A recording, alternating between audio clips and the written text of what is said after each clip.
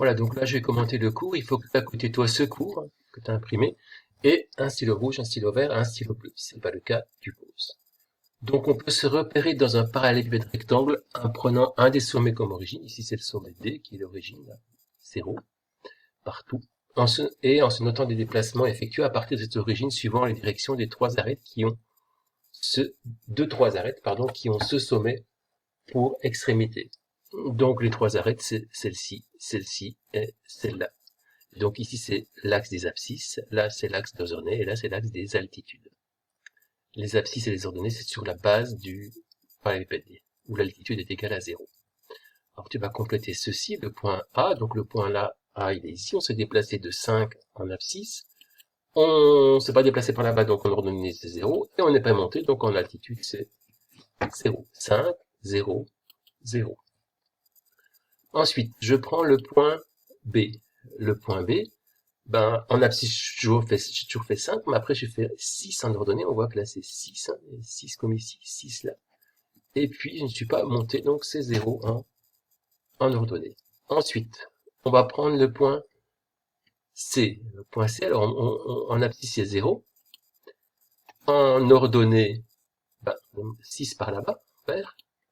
Et en bleu, est-ce qu'on est monté? Non, donc l'altitude, c'est 0. En bleu. Ensuite, on va passer au point D. Le point D, où est-il? Il est là. Ben, le point D, c'est l'origine des deux repères, donc 0, 0 et 0.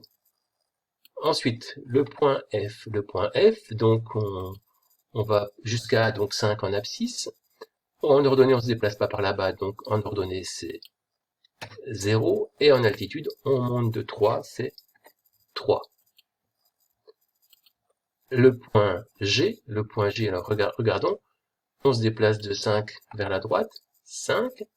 Alors, en ordonnée, ben oui, on se déplace de 6 en ordonnée, 6. Et puis, on monte de 3, 5, 6, 3. Le point H maintenant, le point H il est là. Donc, on ne se déplace pas sur l'axe d'abscisse, donc l'abscisse c'est 0. Sur l'axe donné, on se déplace de 6, donc 6 en ordonnée. Et puis, sur l'axe en altitude, on se déplace de 3, donc 3 en altitude. Et pour terminer, le point I.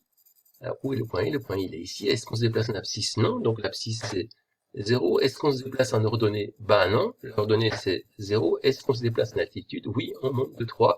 Donc, c'est 3. Voilà. Ciao.